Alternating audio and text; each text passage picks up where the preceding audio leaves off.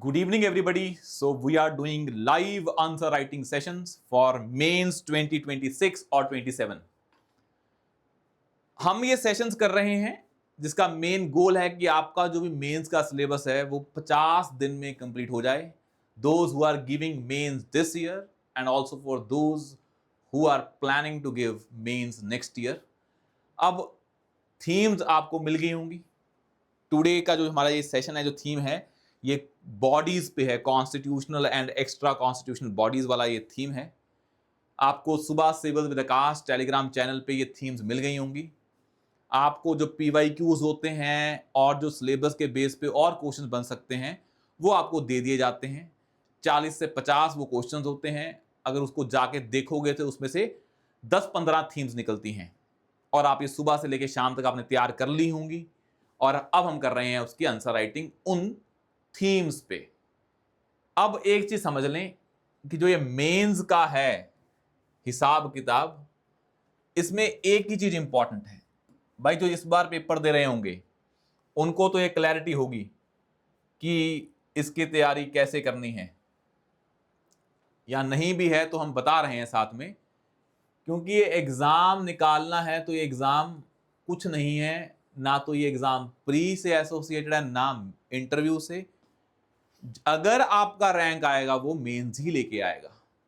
और सबसे बड़ी इंपॉर्टेंट चीज है जो वो ये है, मेंस में आंसर लिखना सबसे बड़ी प्रॉब्लम है भाई. MCQ में क्वेश्चन लिखे हैं, ABC टिक करना, गोले भरने, वो तो आसान काम है. मेंस में खाली पन्ने पे लिखना थोड़ा मुश्किल काम हो जाता है. अब इसके लिए हैबिट बनानी पड़ेगी. जैसे कि हमारे 6-7 सेशंस हो चुके हैं, अभी और चलेंगे. आपके 50 दिन का ही है पूरा प्रोग्राम. आपने 5-6 दिन में समझ लिया होगा कि आंसर क्वेश्चन को कैसे इंटरप्रिटेट करना है, कैसे स्ट्रक्चर बनानी है, कैसे फ्लो होना चाहिए, क्या है डायरेक्ट डिमांड, क्या है इनडायरेक्ट डिमांड, कैसे पॉइंट्स लिखने हैं, कैसे इंट्रो लिखना है, कैसे कंक्लूजन लिखना है. हम सब कुछ चीजें देख रहे हैं. इसमें धीरे धीरे और देखेंगे कि पॉइंट्स को कैसे प्रिसाइजली लिखना है, एक्टिव वॉइस में लिखना है, पैसिव वॉइस में लिखना है, कैसे कम शब्दों में पॉइंट लिखना है, कैसे एग्जाम्पल ऐड करनी है, पॉइंट ज्यादा लिखने हैं कि एक्सप्लेन ज्यादा करना है. सब चीजें और देखेंगे हम आगे. बट एक चीज आपको मन बनाना पड़ेगा कि मेरे को मेंस के लिए आंसर लिखने पड़ेंगे. आप एक चीज देख लें, ये पक्की फाइनल बात है, मेंस में बहुत सारे बच्चे पेपर देंगे मेंस का, हर साल देते हैं. उनमें से आधे हैं जिन्होंने आंसर राइटिंग की ही नहीं है. वो मेंस देने से पहले ही मेंस से बाहर हो जाते हैं. सर ये एग्जाम पढ़ने का एग्जाम नहीं है, टू बी वेरी फ्रैंक. पढ़ते सब हैं, इनफैक्ट वो भी पढ़ते हैं जिनका नहीं होता है. बहुत बच्चे पढ़े होंगे आपसे भी ज्यादा, पर आपका एग्जाम हो सकता है क्लियर बिकॉज आपने आंसर राइटिंग की है. आंसर राइटिंग पे फोकस बिल्कुल कम है. ये एग्जाम का जो हुआ है इतना बन गया है कि हमें बस प्री निकालने बहुत है, उतना ही. न्यूज़पेपर पढ़ लें भाई. जब पढ़ लोगे और उसको यूज नहीं करोगे इंफॉर्मेशन को, उसका कोई भी मायने नहीं है इस एग्जाम में. इस एग्जाम की डिमांड बहुत अलग है. Knowledge is not the only demand. Application of knowledge is also equal importance in this exam. ये चीज मैं हर बार बोलता हूं सेशन से पहले और अब भी बोल रहा हूं, बिकॉज ये लोगों को समझाना बड़ा मुश्किल है कि भाई लिखना स्टार्ट करें, जो मर्जी लिखें, स्टार्ट करें. It will take time. Answer writing एक दिन में नहीं आती है. इट विल टेक 20-30 डेज आपको कॉन्फिडेंस आने में. अगर एक दिन लिख के बंद कर रहे हैं वो भी कोई फायदा नहीं है. That's why this programme is for 50 days. इसमें 50 डेज अपने आप को इन्वॉल्व करें. बस ये बोलें कि मेरे लिए टारगेट है, गोल है. जैसे जंग में जाते हैं ना आर्मी के लोग, वो गोल होना चाहिए. अब जंग में चले गए, अब तो इसमें पूरे 50 दिन खत्म करके बाहर आएंगे, चाहे जंग जीते चाहे हारें. परफॉर्मेंस, अपना इनपुट देना is more important in mains answer writing. And I hope आप ये कर रहे होंगे. जो नहीं कर रहे तो प्लीज प्लीज इसको करना स्टार्ट करें आंसर राइटिंग को. Otherwise there no point to give this exam. ये कोई बोलता नहीं है इसलिए क्योंकि ये मेंस लिखने वाले बच्चे बहुत कम होते हैं. इसकी मार्केट कम हो सकती है, लोगों के अपने पर्सनल बायसेस हो सकते हैं इसमें कि क्यों पढ़ाएं मेंस, इसमें एफर्ट लगते हैं, बच्चे कम है. प्री में तो पूरे लोग आते हैं पेपर देने के लिए, उसमें एफर्ट भी कम लगते हैं. पर अगर सही तैयारी है यूपीएससी की तो वो है मेंस की तैयारी. अब आपका और टाइम नहीं लेते तो आपको एक सिंपल सी बात बता देते हैं कि जो हम आज की थीम कर रहे हैं उसमें जो पहला क्वेश्चन है that is associated with national green tribunal. Question है discuss the role of national green tribunal in addressing environmental issues in India, evaluate its effectiveness in enforcing environmental laws and providing speedy justice. अब you have 11 minutes to solve this question. इसको आराम से करें, then we will discuss कि भाई इस question को कैसे कर सकते थे और कैसे करना चाहिए। Your time starts now.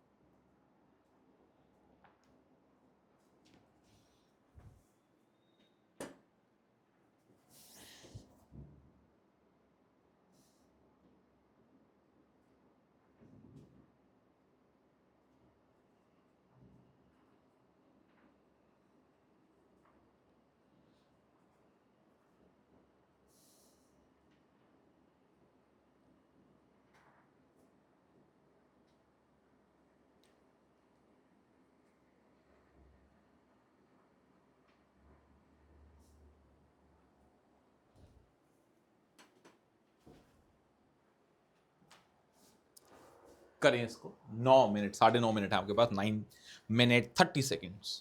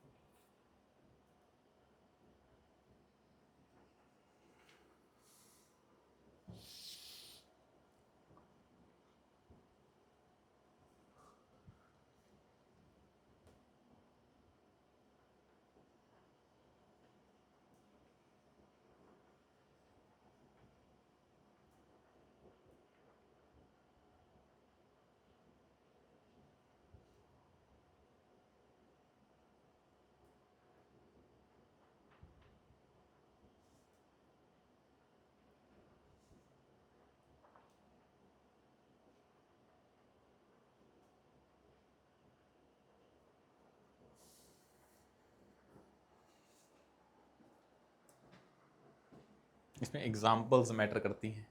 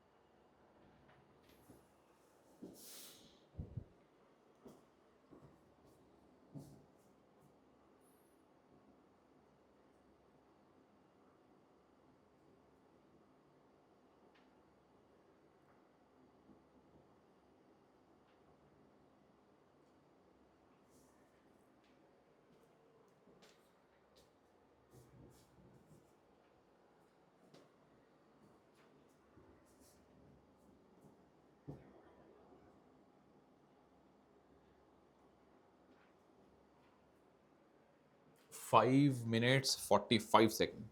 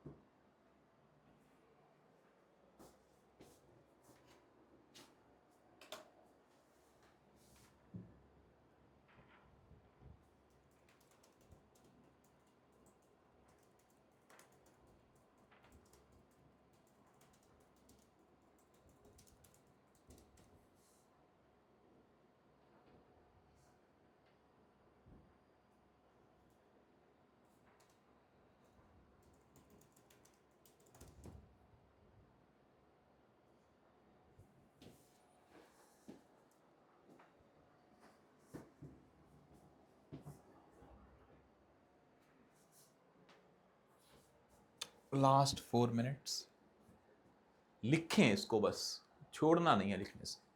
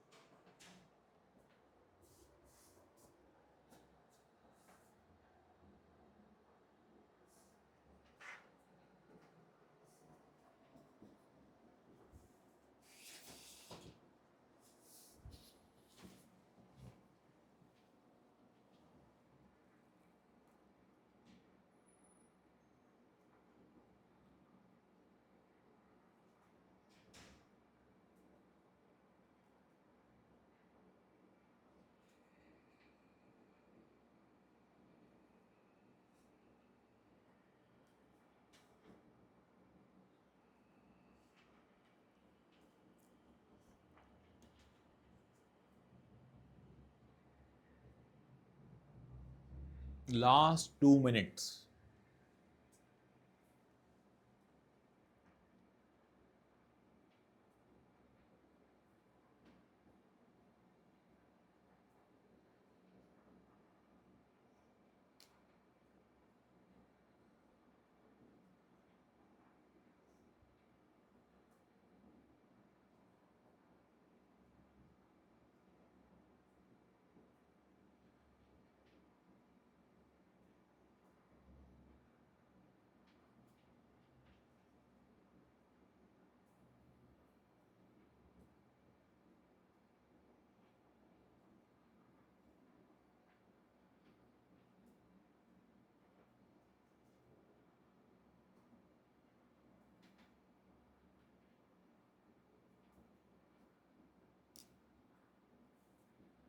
Last 1 minute.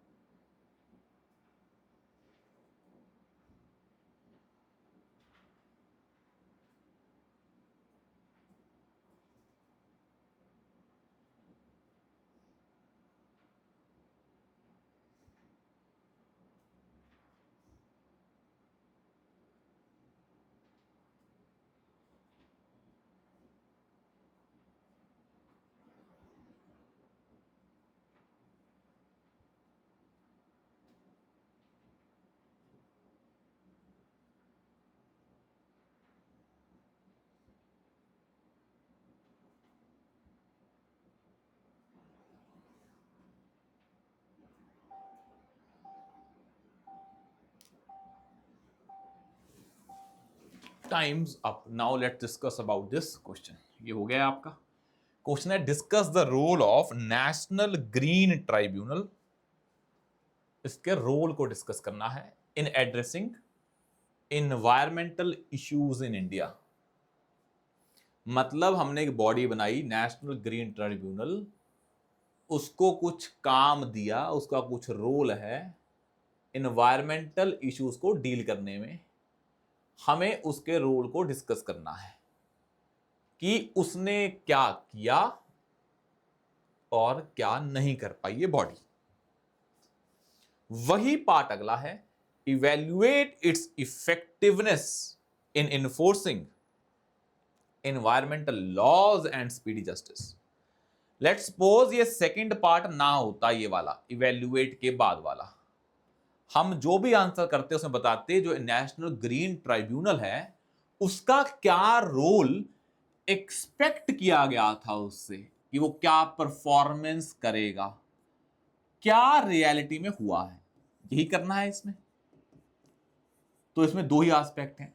और तीसरा जो मतलब जो ये एस्पेक्ट अगले पार्ट में लिखा है इवैल्यूएट करो, वो यहीं पे आ जाएगा. तो पहले हम इसमें ऐसे कर सकते हैं क्वेश्चन कि एनजीटी का क्या रोल था, थ्योरेटिकल रोल, क्या उसने पॉजिटिव किया और क्या उसने नेगेटिव किया. तो इसका स्ट्रक्चर क्या बन जाएगा, first we will mention about, तो क्वेश्चन का इंटरप्रिटेशन क्या निकला, first we will mention about the expected role of NGT. क्या उससे एक्सपेक्ट, क्या सोच के उसको बनाया गया था. देन व्हाट पॉजिटिव्स, मतलब क्या उसने अच्छे काम किए और क्या उसने नहीं किया और क्या उसे करना चाहिए. यही हो गया है. ये तो हो गया है स्ट्रक्चर जो हमें करना है. अब मुझे बताएं हमने एनजीटी बनाया है क्यों. अगर आपके पास जुडिशरी थी, लोअर कोर्ट, हाई कोर्ट और supreme court, then why you created NGT, ये क्वेश्चन आता है. क्योंकि उसी से पता लगेगी इंपॉर्टेंस ऑफ एनजीटी. तो ये पूरा क्वेश्चन जो है इसका एक ब्रॉडर आइडिया होगा that why we created NGT, और वही आपको इंट्रोडक्शन में लिखना है. फॉर एग्जाम्पल हमने क्यों बनाया एनजीटी, दो इंपॉर्टेंट रीजंस थे क्यों बनाया था. पहला था there were pendency of cases in judiciary और कोर्ट्स, और इन्वायरमेंटल इश्यूज एक इंपॉर्टेंट कंसर्न बनते जा रहे थे. तो to deal with them effectively in terms of जल्दी डिसीजन हो जाए, और इन इन्वायरमेंटल इश्यूज पे वी नीड एक्सपर्ट्स. अब ना हर चीज जजेस पे नहीं छोड़ी जाती. अब वो इन्वायरमेंट पढ़े या क्रिमिनल लॉ पढ़े, तो हमें था कि जजेस इन मुद्दों पे डिसीजन नहीं दे पाएंगे अच्छे से, क्योंकि हमें एक्सपर्ट्स चाहिए इस मामले में. तो हमें एक एक्सपर्ट्स चाहिए थे, एक हमें था जल्दी मिल जाए जस्टिस. और यही आप आइडिया लिखोगे कि article 21 talks about right to life, which was expanded to right to have dignified life. And dignified life को सुप्रीम कोर्ट ने बहुत बार आगे जाके डिफाइन भी किया है. And with respect to environment, in case of, for example आपको एक केस पता होगा, MK Ranjit Singh, where it was said that right to protect from the adverse impact of climate change is part of article 21. ये बड़ा important है. right to protect from the adverse impact of climate change. आप इस judgement को डाल देते हैं intro में कि ऐसी राइट को इंश्योर करने के लिए एनजीटी बनाना जरूरी था. यहां एक और केस है, right to have clean environment. यहां क्लीन इन्वायरमेंट से स्पेसिफिक है कि क्लीन वाटर बॉडीज, इन्वायरमेंट में वाटर बॉडीज आते हैं, clean air. That was a case basically of Subhash ये पुराना केस है, Subhash Kumar case.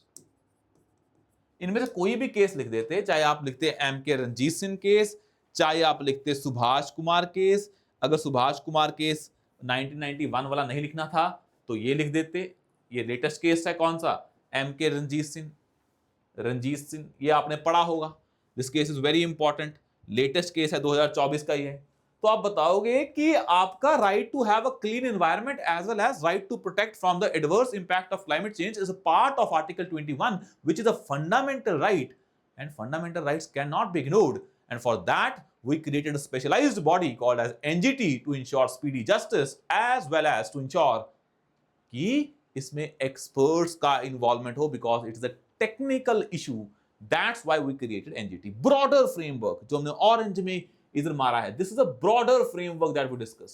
And that thing should come in your intro part and before the body called as interlinking paragraph. I hope जो ये course लगा रहे हैं उनको ये समझ में आ गया होगा कि एक आपकी इंट्रो होती है, एक बॉडी होती है, बट बॉडी और इंट्रो के बीच में क्या होता है हमेशा, इंटरलिंकिंग पैराग्राफ, जो आपका क्या इंश्योर करता है, फ्लो इंश्योर करता है। That interlinking paragraph shows understanding, चाहे वो 3 लाइनें होती हैं पर वो इंसान की समझ को बता देती हैं, ये इंश्योर करेगा। तो हमने जो कहानी बताई आप इंट्रो और उसमें लिखें।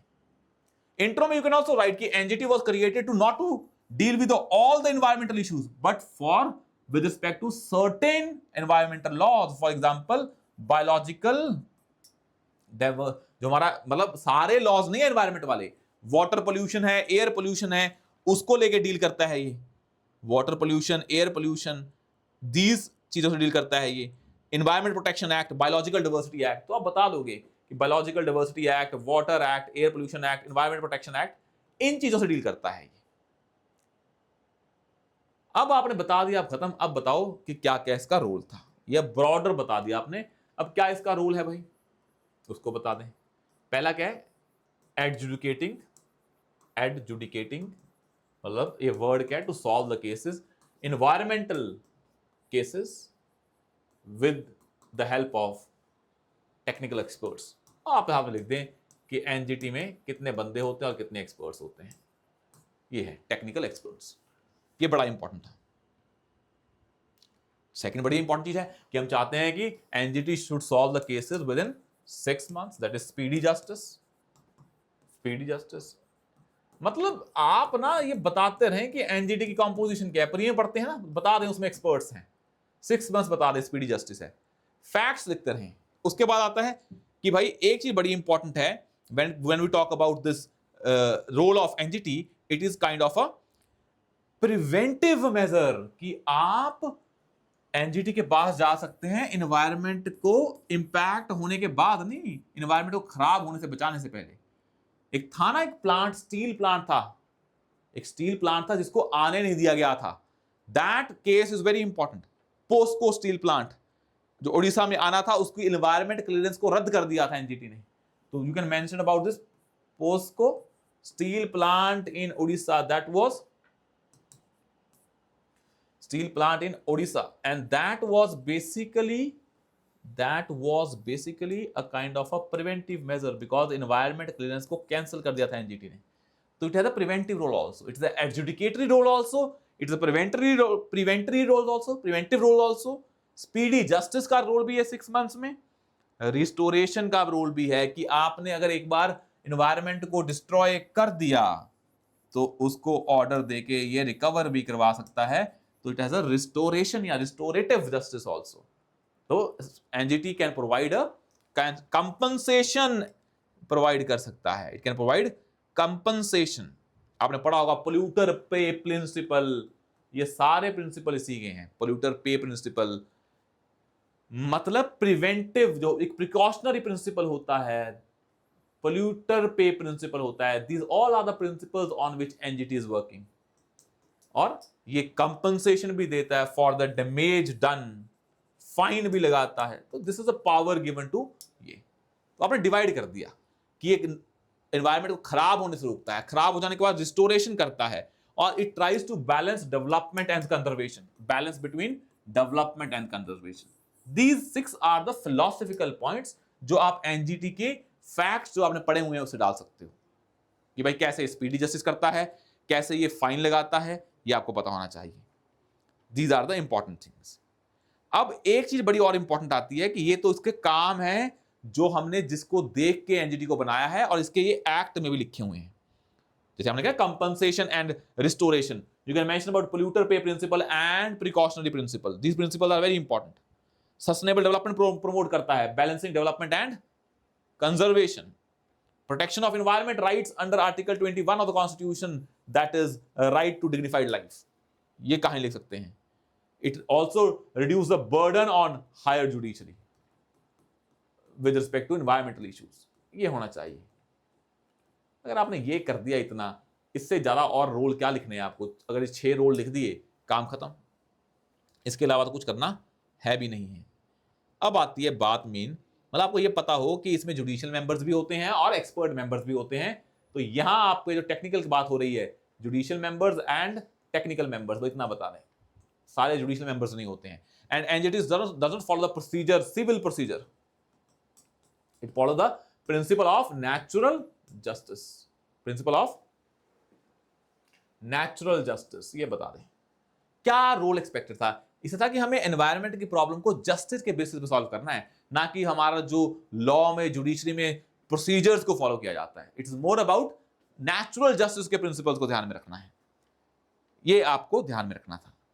एक आता है बड़ा इंपॉर्टेंट, अब वह इफेक्टिवनेस, क्या किया जाए, क्या ये स्पीडी जस्टिस दे पाया, क्या ये नहीं दे पाया, क्या टेक्निकल एक्सपर्ट्स ने कुछ किया या नहीं किया, वो देखते हैं। ये तो हो गया भाई क्या उससे रोल एक्सपेक्टेड था। अब आता है क्या इसने किया और क्या नहीं किया। वो तो था रोल। रोल होता है कि भाई आपका रोल, फॉर एग्जांपल आप चिल्ड्रन हैं अपने पेरेंट्स के, तो what is the role expected from you, कि आप अभी पढ़ें, टाइम वेस्ट ना करें, पैसा बर्बाद ना करें, ये रोल है आपसे एक्सपेक्टेड। आप करते हैं नहीं करते, दैट इज डिफरेंट थिंग, वो आपके रोल की इफेक्टिवनेस पे आ जाता है। पॉजिटिव लिखिए भाई, जो तमिलनाडु में स्टरलाइट कॉपर प्लांट आया था, that basically NGT resolve that issue within 6 months. So you can mention that कि जो स्टरलाइट का कॉपर प्लांट आया था, that case was basically solved by NGT within 6 months. It means it is providing speedy justice in some aspects. अगर सभी cases में नहीं कर पा रहा है, एटलीस्ट कई केसेस में तो कर पा रहा है। हमने एग्जांपल दी थी ना, Sterlite copper plant case in Tamil Nadu, बस ये लिख दें, dispose the case with in 6 months। भाई एक 2013 में Alaknanda hydro power project case था, Alaknanda hydro power project case था, इन 2013 का केस है, Alaknanda hydro power case. In this case, hydro power case, Alaknanda hydro power case, basically NGT use the technical expertise from the members, technical members, to provide justice in this case. ये case इतना technical था जहां पे जजेस ने नहीं, technical members ने science और लॉ से क्वालिटी ऑफ जजमेंट को इंप्रूव किया। मल्टी डिसिप्लिनरी पैनल है हमारा एनजीटी का, जो जुडिशरी में लॉ को भी ध्यान में रखता है और साइंस को भी ध्यान में रखता है। और आप देखेंगे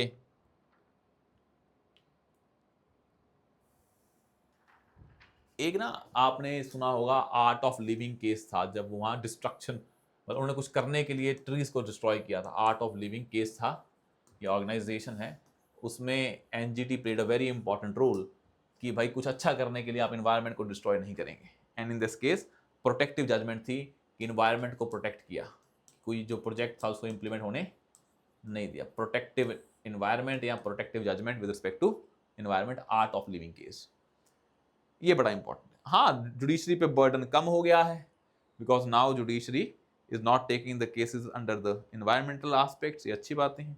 जस्टिस असेसिबल हो गया है भाई, एनजीटी के क्या हैं, if you have to go to supreme court, तो सर बहुत वो दिल्ली में है ना, अब एनजीटी के ट्रिब्यूनल्स के जो बेंचेस हैं पूरे इंडिया में हैं, एक सेंट्रल बेंच भी है और बाकी वैसे रीजनल बेंचेस भी हैं। तो एनजीटी के केस में जो रीजनल बेंचेस हैं उसने जस्टिस को असेसिबल बना दिया है, this is the positive aspect, protective हो गया है।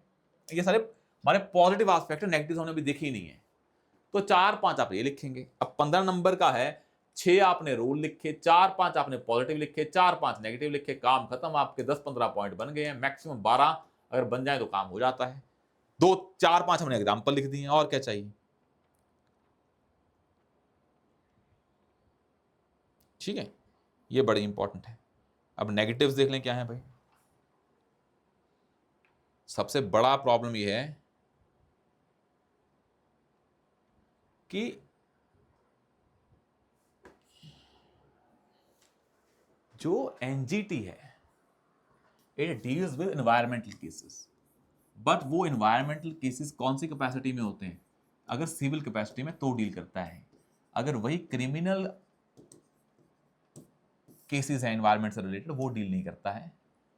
एनजीटी के बाद ऑर्डर को हाई कोर्ट और सुप्रीम कोर्ट में चैलेंज किया जाता है, फिर पेंडेंसी बढ़ जाती है। हम बता सकते हैं एल चंद्र कुमार केस ने ये बोला था कि ट्राइब्यूनल्स के डिसीजन फाइंडिंग नहीं होंगे, उनको अपील किया जा सकता है। एनजीटी में है।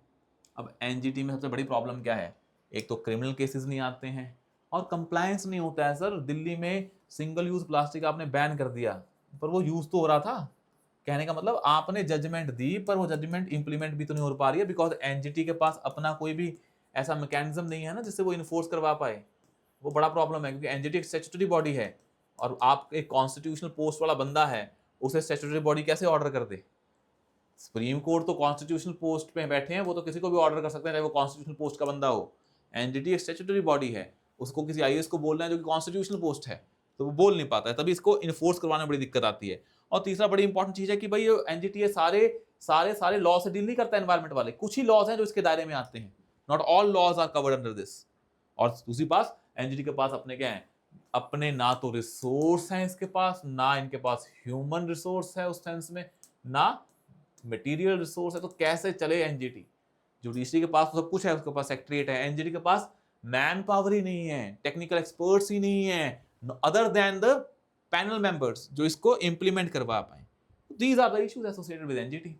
आपने मेन चीज क्या लिखी कि भाई these are the positive aspects, हम क्यों लेके आए, उसके बाद ये उसके पॉजिटिव, ये उसके रोल हैं, ये उसके पॉजिटिव्स हैं और ये उसके नेगेटिव्स हैं। इसी को तुमने 4-5 पॉइंट लिख दिया। गोल होना चाहिए 3 डायमेंशन है, मैं मैक्सिमम 4-4 पॉइंट लिखूंगा।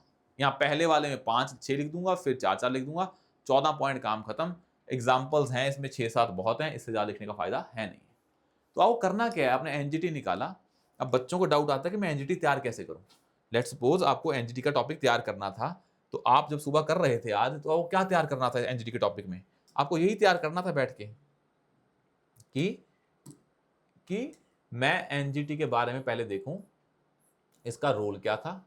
रोल में मतलब इससे एक्सपेक्टेड रोल क्या था, इसने क्या किया और क्या नहीं किया।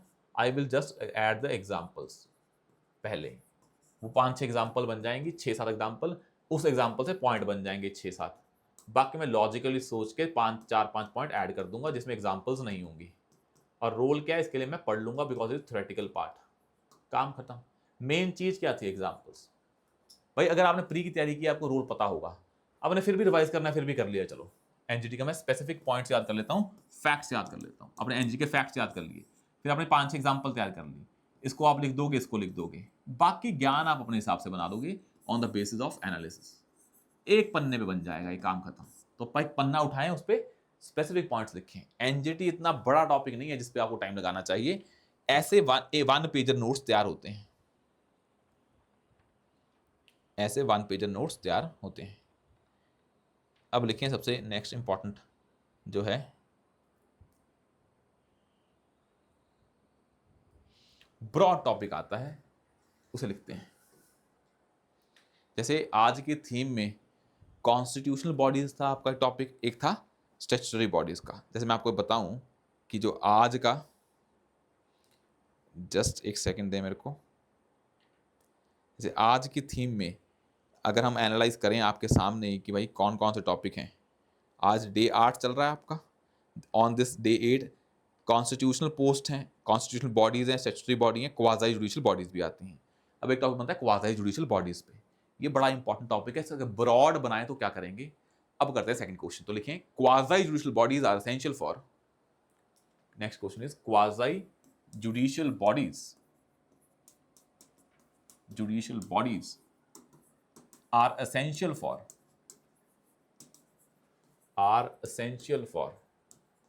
reducing the burden are essential for reducing the burden, for reducing the burden, reducing the burden on judiciary.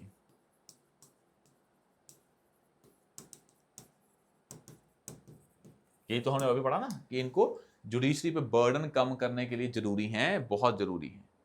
Discuss their role, but हम ऐसे लिख देते हैं full stop, discuss their effectiveness, काम खत्म।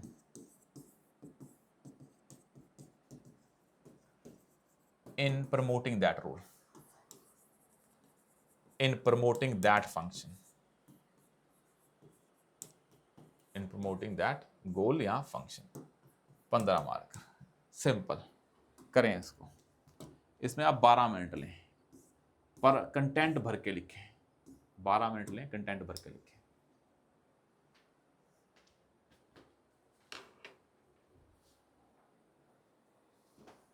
कैसे करना है अब आराम से सोचें इस पे। इतना कंटेंट होगा आपके पास, बस आपको ये सोचना है कि भाई कैसे इसमें डालूं।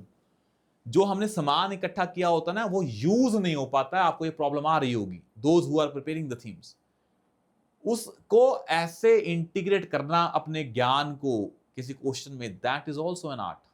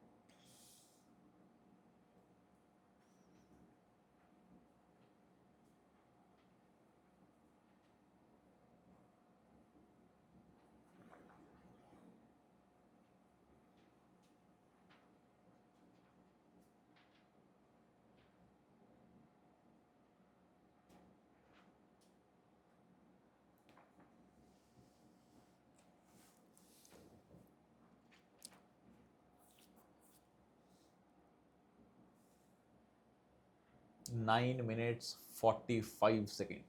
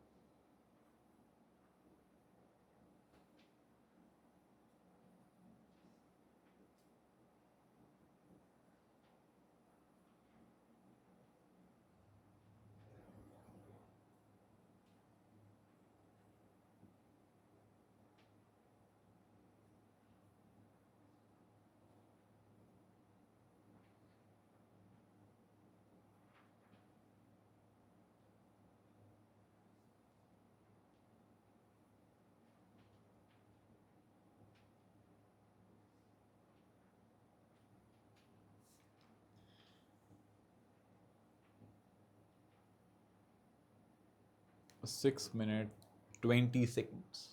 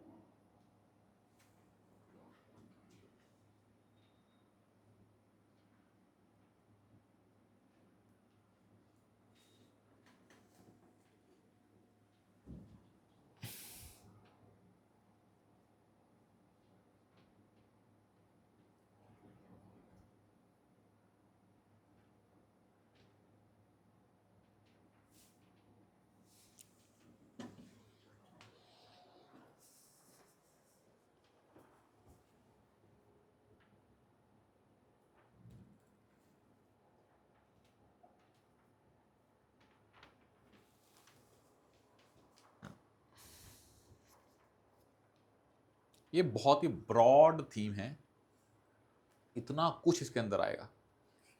इट्स वेरी ब्रॉड थीम, बहुत सारी चीजें इसके अंदर आएंगी।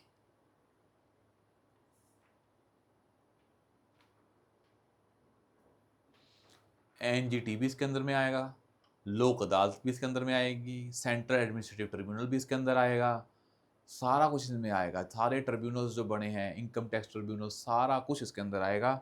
बस आपको इसमें एग्जाम्पल्स डालनी है।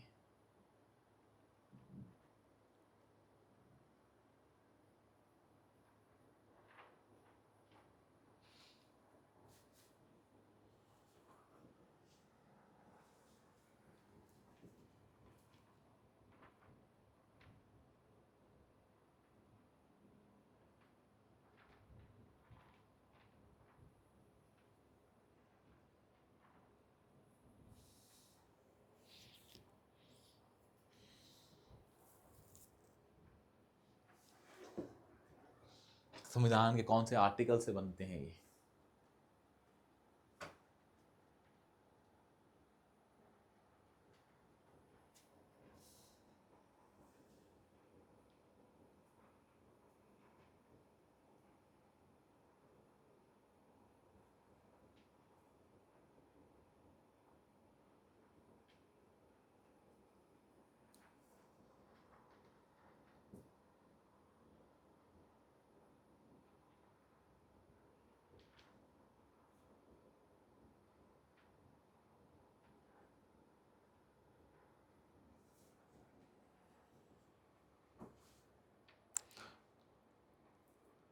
एक कंज्यूमर डिस्प्यूट को रिजॉल्व करने के लिए national consumer dispute redressal commission बना हुआ है, इसी में आता है वो। टेलीकॉम की बॉडी आती है, ट्रिब्यूनल यहीं पे आता है। ADR mechanism, alternate dispute resolution mechanism, इसी में आते हैं। There are so many things. Intro कैसे करोगे इसके? कई बार ना ब्रॉड थीम पे क्वेश्चन आ जाते हैं। अगर ऐसी थीम मिल जाए पेपर में ब्रॉड, फिर तो इतना सामान ऐड करो कि एग्जामिनर के पास कोई भी आर्गुमेंट ना हो आपको नंबर कम देने का। You must be getting top marks in those questions. Specific भी आ जाते हैं बहुत बार। जैसे एक बार आया था आर्टिकल 20 प्राइवेसी पे, आर्टिकल 21 में राइट टू प्राइवेसी, और उसमें जो डीएनए प्रोफाइलिंग होती है टू डिसाइड द पैटर्निटी की भाई किसका बेबी है, that was a very specific issue. उस पर कंटेंट नहीं मिल पाएगा आपको ज़्यादा, बाद में तो मिल जाए, पर अब तैयार थोड़ा ना करते हैं कि डीएनए को लेकर राइट टू प्राइवेसी की बात करेंगे। But you have to generate points there and then and there itself. But ये तो ब्रॉड थीम है। नेक्स्ट हम स्पेसिफिक करेंगे, ब्रॉड हम करते हैं। हम हर थीम को एक ब्रॉड में भी कवर करते होते हैं ताकि सारा आइडिया मिल जाए आपको। 1 minute left, 1 minute 15 seconds.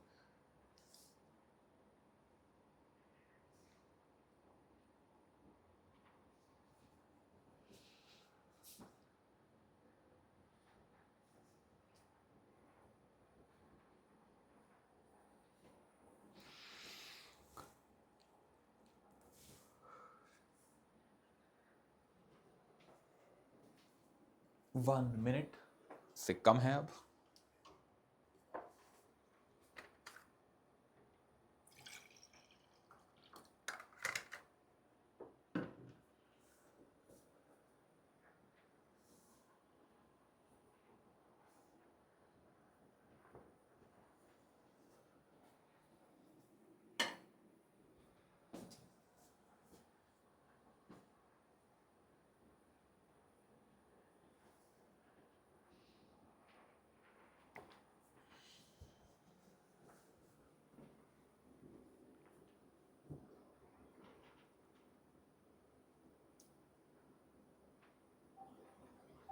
Time's up.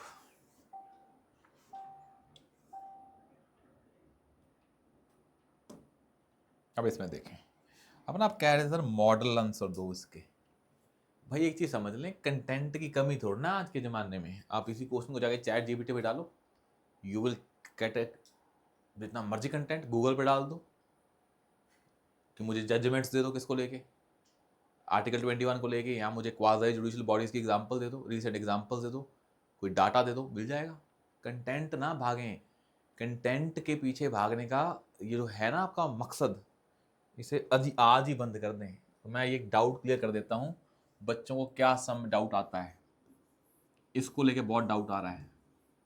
जिस जो मेंस इस बार दे रहे हैं वो सारे एग्री करेंगे, कुछ को छोड़ के। जो ये दे रहे हैं मेंस और जो ये दे रहे हैं उनके मन में भी डाउट आ रहा होगा। बस जो भी मेंस की तैयारी कर रहा है टोटली फोकस होके, उसके मन में डाउट आ रहा है कंटेंट मेरा बेकार है।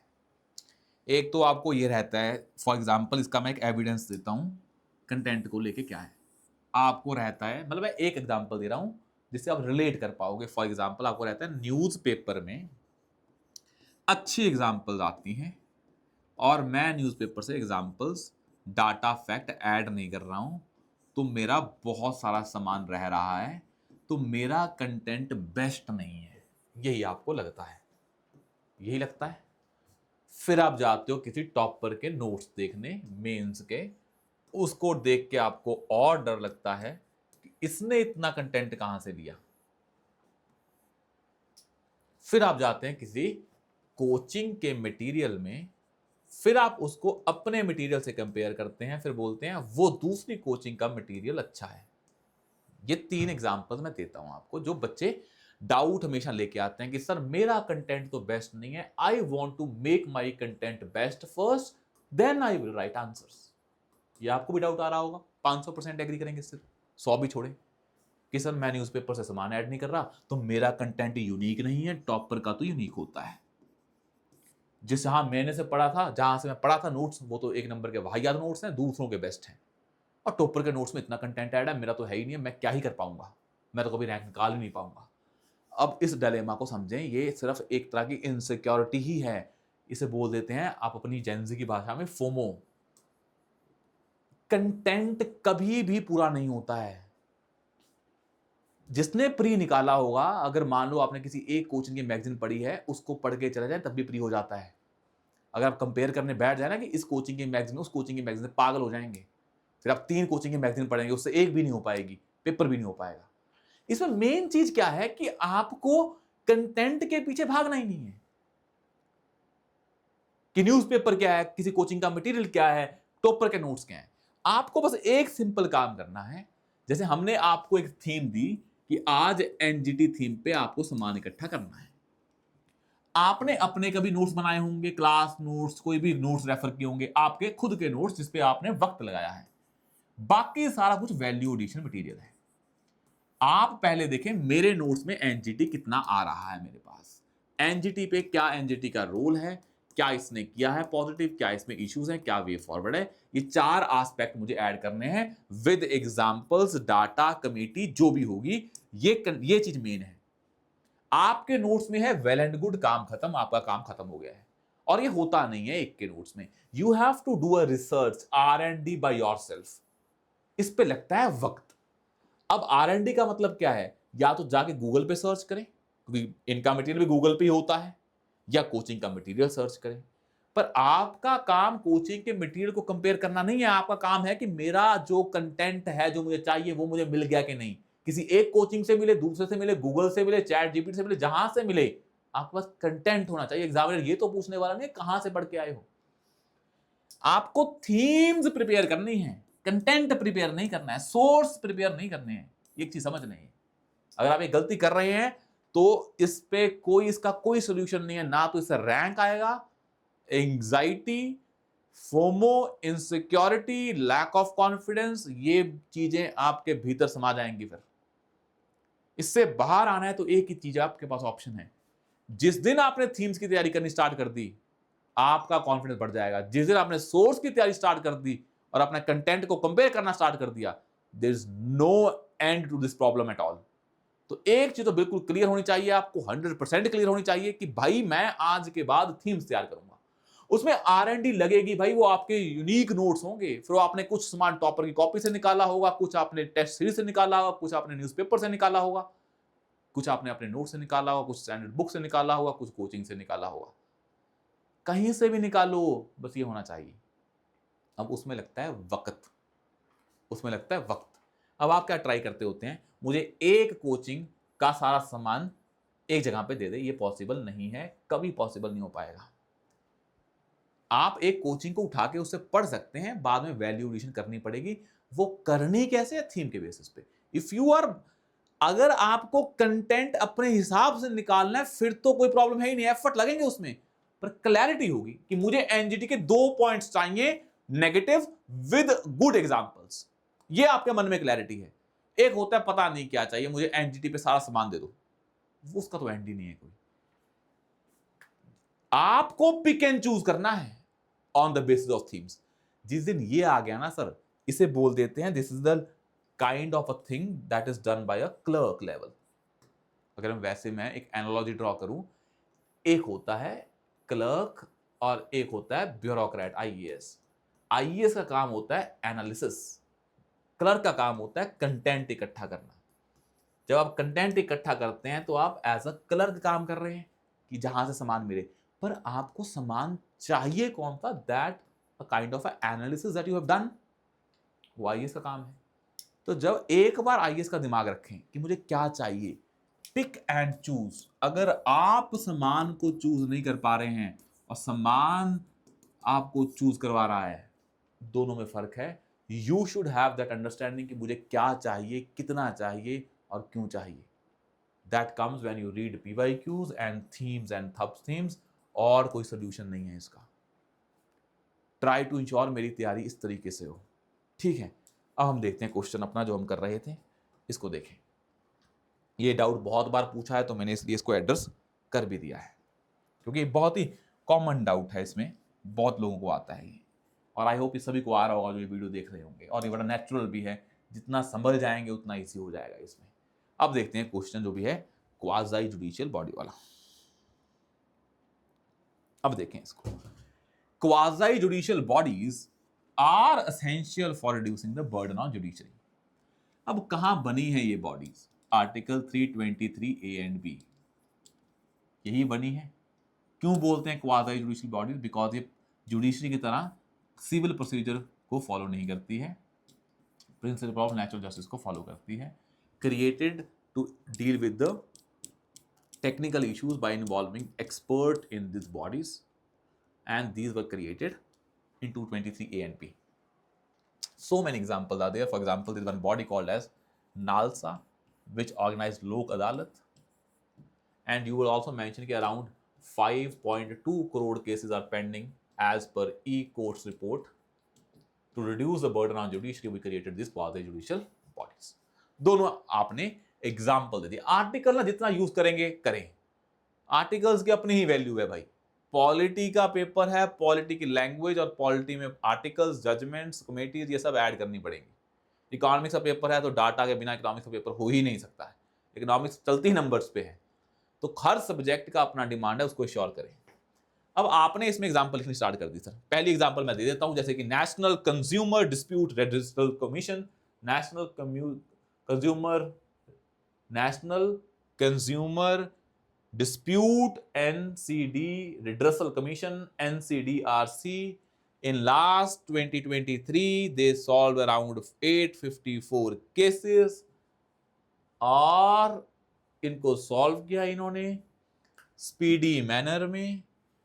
ये बड़े ही इश्यूज हैं। एक आपका एनजीटी है जो पीछे पड़ा है, एक पॉइंट उसका बन गया। Second you have income tax tribunal, ये बड़ा है इंपॉर्टेंट। एक है telecom dispute settlement and appellate tribunal, TD SAT, ये सारे आपने पढ़े हुए हैं। इनकम टैक्स ट्रिब्यूनल सारे ऐड कर दें, ITT, TD SAT, telecom dispute settlement and appellate tribunal, national green tribunal, national consumer dispute resolution commission, ये सारे ऐड कर दें। इन्होंने क्या क्या किया है, अब ट्राई करें जाके इन पे डाटा इकट्ठा करें। जैसे कि नालसा मैंने लिखा है एग्जांपल, इन्होंने अराउंड 11 मिलियन केसेस सॉल्व किए हैं। एनजीटी ने टेक्निकल जजमेंट्स दिए जो हमने आपको बताया था, कौन सा, अलकनंदा वाले में, hydro power project, mention that they solve 854 cases, speedy cases. Telecom dispute को रिजॉल्व किया which was not easy to solve, judiciary में केसेस बहुत ऐसे पेंडिंग पड़े थे, इसने सॉल्व किए। और quasi judicial bodies does not work a kind of a A versus B system, कि ये ऐसे एनिमिटी को प्रमोट नहीं करते हैं। इसमें एडजुडिकेशन पे फोकस होता है थ्रू आर्बिट्रेशन। एडीआर मैकेनिज्म है, वो सारा लिख दें इसमें। एडीआर मैकेनिज्म क्या है, वो उसके लिए अलग ही चल रहा है काम, जुडिशरी में वो आते ही नहीं है, एडीआर के लिए अलग बॉडीज बनी हुई हैं, सब कुछ लिख दें इसमें। इससे सिटीजन्स क्या करते हैं, ईजी हो जाते हैं, कॉस्ट इफेक्टिव हैं, ये ईजीली कॉस्ट इफेक्टिव हैं, असेसिबल है, बिकॉज ये सारा कुछ क्या है, लोकल अवेलेबल है, जुडिशरी कोर्ट्स कम है, और ये आप लिख सकते हैं।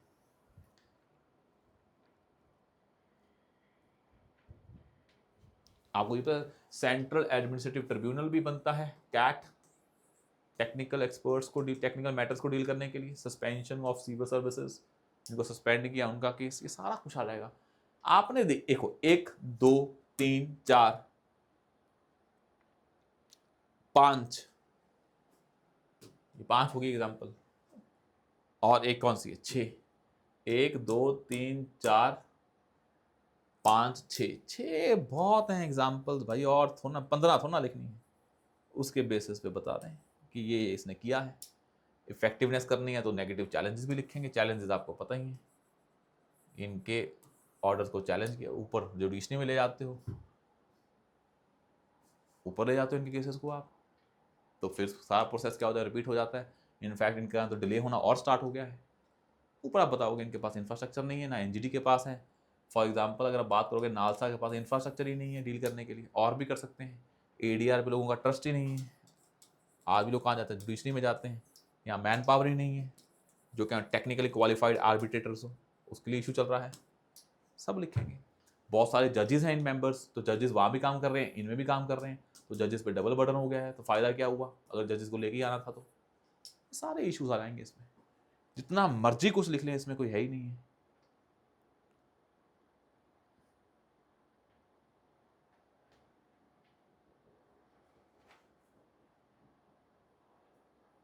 और उसके फिर मतलब आपको एग्जाम्पल दिखाने की बात कर रहा था मैं, आपको इस तरह से एग्जाम्पल इसमें ऐड करनी है, बाकी तो फिर जो मर्जी करते रहें।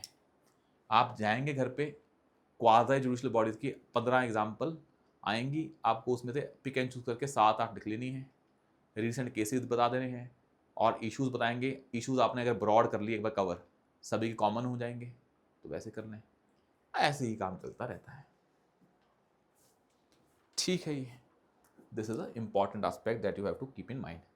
और ये क्वेश्चन बहुत ही सिंपल है, अगर आपको जिसने कंटेंट इकट्ठा नहीं किया था, आप यहाँ पे कंटेंट इकट्ठा करें, कौन कौन सी क्वाज़ी जुडिशियल बॉडी है, उसका रीसेंट परफॉर्मेंस कैसे कैसे रहा है, और क्या क्या चैलेंजेस आ रहे हैं, ऐसे चार्ट बनाएं और उस चार्ट फॉर्मेट में उसको लिख लें, बस काम खत्म। उसके बाद वे फॉरवर्ड इन्हीं के बेसिस पे बन जाता है।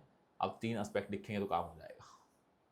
यहाँ बॉडीज लिख लें और काम खत्म। स्पेसिफिक एग्जाम्पल लिख लें, अगर चाहेंगे तो कोई स्पेसिफिक एग्जाम्पल लिख लें, कोई लेटेस्ट है, इस पर आपको थोड़ा बहुत एफर्ट करना पड़ेगा, ठीक है। और ये सारा वैल्यू एडिशन मटेरियल आपको civil with cast Telegram channel पर मिलता रहता है डेली थोड़ा थोड़ा, उससे भी आप कर सकते हैं। बाकी आप अपने हिसाब से भी कर सकते हैं, जैसे आपको सही लगता है, ठीक है।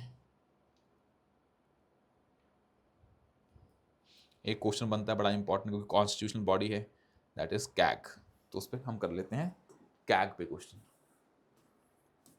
Controller and auditor general, CAG, ये बहुत ही इंपॉर्टेंट है, बहुत बार आया है, तो उसको कर लेते हैं। CAG is probably the most important officer, is the most important officer, most important officer बोल दें या ऑफिस बोल दें, ऑफिस, ऑफिस या ऑफिसर जैसे बोलना है, in constitution of India, in constitution of India सबसे इंपॉर्टेंट है। क्यों? बिकॉज फाइनेंशियल अकाउंटेबिलिटी को इंश्योर करता है। इवेल्युएट इट्स परफॉर्मेंस, किसने कैसे परफॉर्म किया है, evaluate it's performance in ensuring financial accountability, in ensuring financial accountability.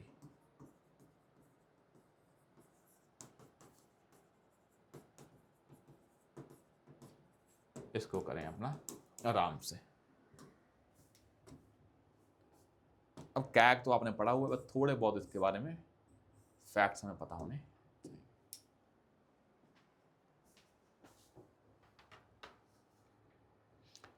इसको हम डिटेल में डिस्कस करेंगे, पहले आप इसको लिखें 10-11 मिनट में।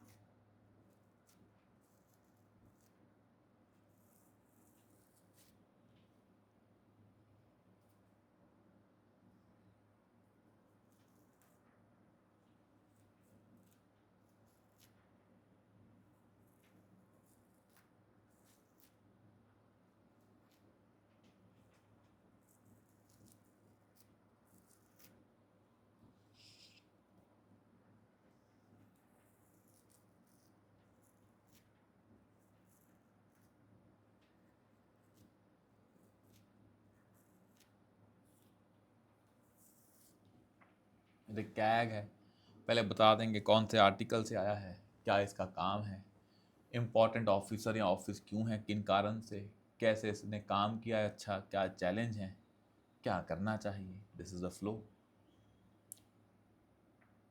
तो क्वेश्चन का स्ट्रक्चर कैसे बन जाता है इस क्वेश्चन में, कैग कौन से आर्टिकल से आया है, क्या इसका काम है, इंपॉर्टेंट ऑफिसर किस सेंस में है, क्या इसके पॉजिटिव हैं काम के, क्या चैलेंजेस हैं और क्या करना चाहिए। सिंपल स्ट्रक्चर है, स्ट्रक्चर तो आपको बनाना आ गया है, इसमें कंटेंट हम आपको ऐड करवा देते हैं कैसे कैसे करना है। कंक्लूजन में क्या कोट लिख सकते हैं, विनोद राय फॉर्मर कैग रहे हैं, उनका कोट है कि भाई ऑडिट का मतलब क्या होता है। 2G केस हमने पता है, प्लास्टिक वेस्ट वाला एक ऑडिट किया था इन्होंने, असम का जो NRC था उसमें ऑडिट किया था इन्होंने, GST में ऑडिट किया था, बहुत सारी इनकी एग्जांपल्स हैं आपके पास पड़े हैं। कोल एलोकेशन वाले केस में था इनका, वही था। रफाल का इशू है, PDS का इशू है, बहुत सारे एग्जांपल हैं 7-8, वो सारे यहाँ पे यूज़ कर सकते हैं आप।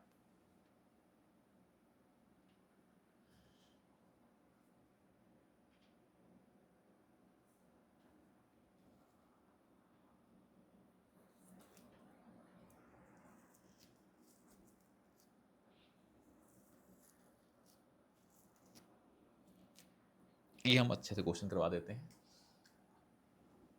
क्या क्या कंटेंट वाइज आपको ऐड कर सकते हैं।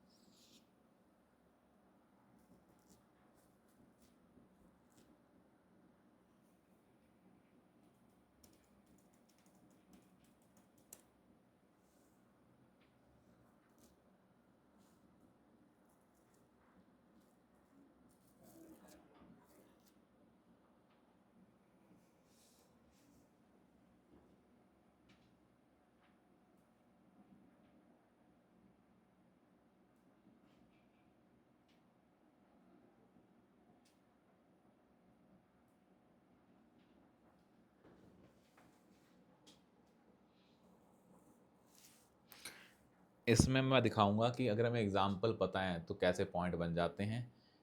एक चीज़ आप मैं भी एड्रेस कर दूंगा कि अगर आपके पास डाटा है, डाटा से कैसे पॉइंट जनरेट होते हैं, तो I will do that thing. जो बच्चों को डाउट आता है ना कि सर पॉइंट इंपॉर्टेंट है कि डाटा इंपॉर्टेंट है, सर डाटा इंपॉर्टेंट है। डाटा से पॉइंट जनरेट कर पाते हैं कि पॉइंट से डाटा। अगर आपको पता है कि कैग ने रफाल केस में क्या किया तो काम हो जाएगा, पॉइंट बन जाएगा। तो अभी बताते हैं बस आफ्टर 3 मिनट्स मैं क्या कहना चाह रहा हूं और डिटेल में।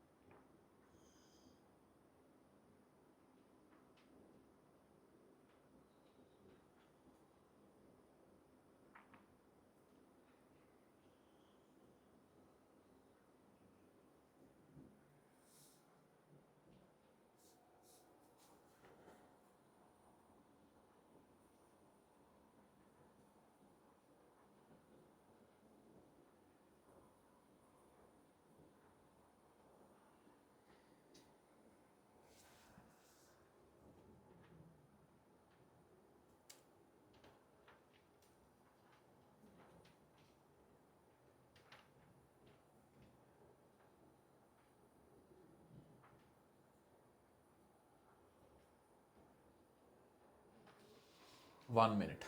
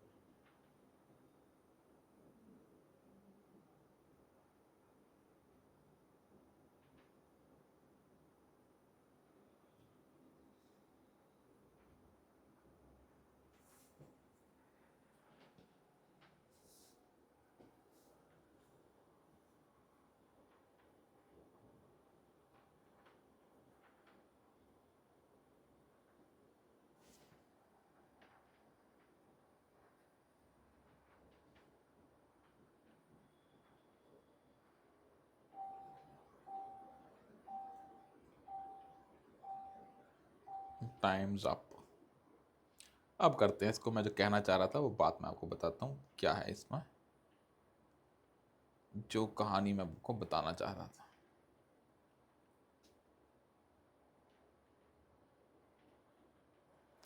अब मैं ये कहना चाह रहा हूं, अगर आपके पास कैग को लेके डाटा हो, फॉर एग्जाम्पल कैग ने, सिंपल एग्जांपल लेते हैं, आपने समझ सुना 2G scam, Colgate scam, Ayushman Bharat वाला स्कैम, मतलब scam in the sense Ayushman Bharat में डेफिशिएंसीज हैं, नेशनल रूरल हेल्थ मिशन में इश्यूज हैं। अगर मैं ये बता दूं आपको तो आप पॉइंट बता पाओगे? मतलब कैग में क्या क्या चैलेंजेस हैं या कैग ने क्या क्या किया है अच्छी बात, तो कैसे बताओगे? आपके पास अगर एग्जाम्पल हैं तो कहानी तो बना लोगे ना। आप स्टोरी तो बना लेते हो पर स्टोरी में कोई सब्सटेंस नहीं होता है। अगर आपके पास वो सब्सटेंस है तो स्टोरी तो बनी जाएगी। तो इसलिए तैयारी मेंस में फैक्ट, डाटा, एग्जाम्पल उन चीजों की होती है जो भूली जाती हैं, स्टोरियां बन जाती हैं। अगर आपने प्री की तैयारी कर ली है, अगर फाउंडेशन कर लिया, स्टोरियां बनानी है, आपने सीख लिया, आपने 1 साल लगाया है प्री देने में, 1 साल से भी ज़्यादा लगाया है, 1.5 साल लगाया है, if you have spent around 1 year, तो आपके पास स्टोरी बनाने की कैपेसिटी तो आ ही गई है ना भाई, ये मानते हैं। आप आंसर राइटिंग में स्टोरी लिख के आते हैं, पूरे पन्ने भर के आते हैं 3-3। प्रॉब्लम उसमें क्या नहीं होता है, ये डाटा नहीं होता है। Data in the sense in each and every aspect, चाहे वो फैक्ट, डाटा, एग्जाम्पल, मतलब डाटा मतलब चीज to substantiate your argument. You write arguments but you lack substantiation behind your arguments. यही होता है ना हमेशा प्रॉब्लम। जाके देख लेना, बोलते हैं ना प्रॉब्लम कि आपके आंसर जेनरिक हैं, ये आता है रिव्यू आपको, स्पेसिफिक नहीं है। तो स्पेसिफिक कैसे बनते हैं चीजें? आर्गुमेंट से नहीं बनती हैं, सब्सटैंशिएशन पार्ट से। एंड सब्सटैंशिएशन से मेरा मतलब है वही data, fact, example, committee report, जो भी केस स्टडी, कुछ भी डाल दे उसमें जो आपके आर्गुमेंट को सब्सटैंशिएट कर पाए। अब यहां पे लिखना तो क्या लिखते कि आर्टिकल 148 के अंदर कैग बनाया गया। इसका बनाने का सिंपल काम था फाइनेंशियल अकाउंटेबिलिटी, या पब्लिक पर्स में क्या बनाई रखें उसकी, पब्लिक पर्स को प्रोटेक्ट करना या फाइनेंशियल अकाउंटेबिलिटी इंश्योर करना, ये कैग का काम है। ये फंडामेंटल आपको पहले लिखना था। That's why it audit all the revenues and expenditures of center and state government, all the agencies which are substantially funded by the governments. यही लिखना था, काम खत्म। इंट्रो बड़ी डेफिनेशन बेस्ड होनी चाहिए थी, because this is basically a concept. CAG को बताओ वो क्या करता है, नाम से नहीं पता लग रहा है, थोड़ा लिख के बता दो इसमें। उसके बाद बताते भाई इसका क्या क्या रोल है। एक इसका रोल क्या है, एक रोल है इसका फाइनेंशियल अकाउंटेबिलिटी इंश्योर करना, तो मैं इसको ऐसे लिख देता हूं। एक इसका रोल क्या है भाई, फाइनेंशियल अकाउंटेबिलिटी इंश्योर करना। यही करता है ना, ये कैसे करता है फाइनेंशियल अकाउंटेबिलिटी इंश्योर? बिकॉज ये ऑडिट रिपोर्ट्स देता है, ना कि सिर्फ ये प्रॉपर्टी ऑडिट भी देता है, और ये क्या देता है, जो उसको ऑडिट करना है कौन सा, रेगुलेटरी ऑडिट भी देता है, कि पैसा कहां कहां खर्च किया किया कि नहीं किया।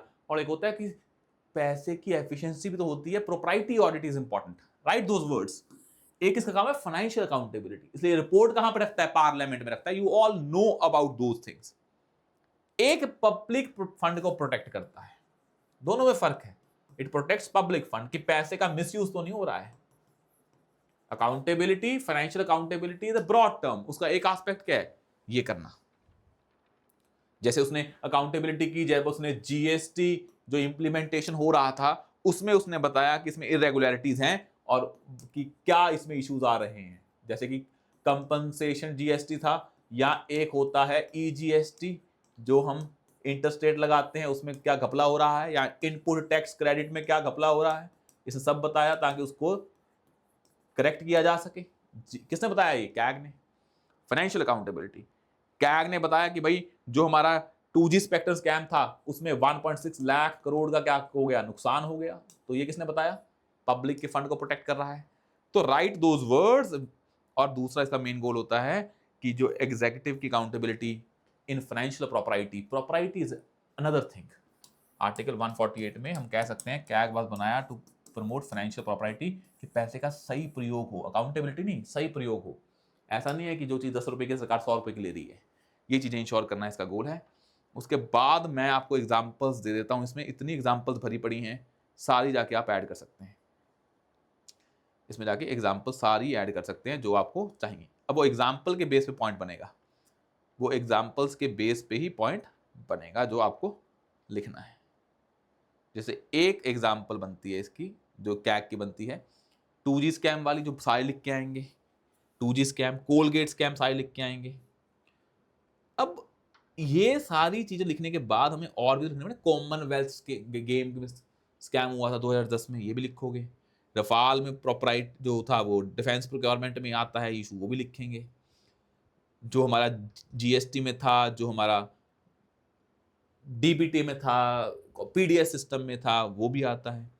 तो इसमें सब कुछ लिख सकते हैं। जैसे प्लास्टिक वेस्ट मैनेजमेंट रूल्स में, प्लास्टिक वेस्ट मैनेजमेंट रूल्स में उसने बताया कि प्लास्टिक वेस्ट को हम मैप तो कर पा रहे हैं पर उसके कलेक्शन में इशू है और उसकी रिसाइकलिंग में इशू है। तो उसने बताया ये रूल्स में प्रॉब्लम ये है, प्लास्टिक वेस्ट तो मैप कर पाते हैं किसने जनरेट किया, पर क्या करेंगे अगर आपके पास क्या नहीं है, उसको कलेक्शन और करके उसको रिसाइकिल करने के पास पावर नहीं है।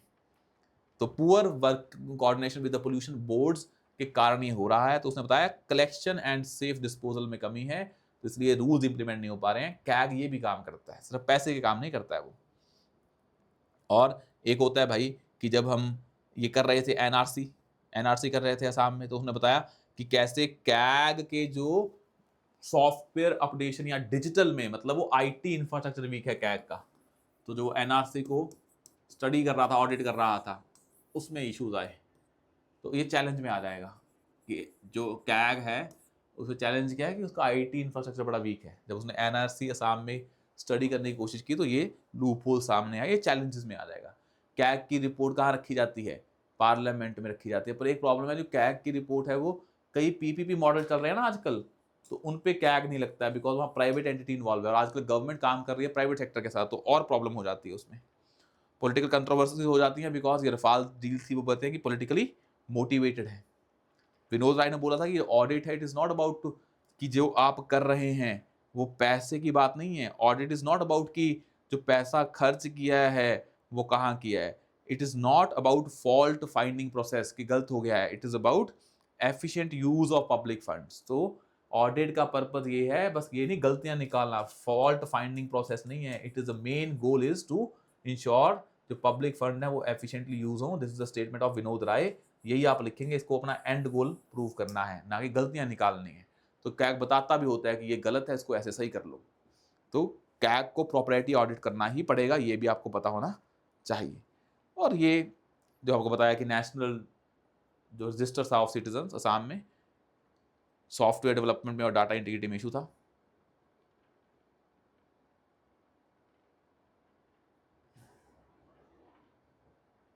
तो कैग भाई टेक्नोलॉजिकली एडवांस नहीं होगा तो फिर कहाँ सोसाइटी में, सोसाइटी के हिसाब से टेक्नोलॉजिकली एडवांस तो कैग को होना पड़ेगा, अदरवाइज फिर कैग वो काम नहीं कर पाएगा जो क्या बहुत ही टेक्स सेवी काम है।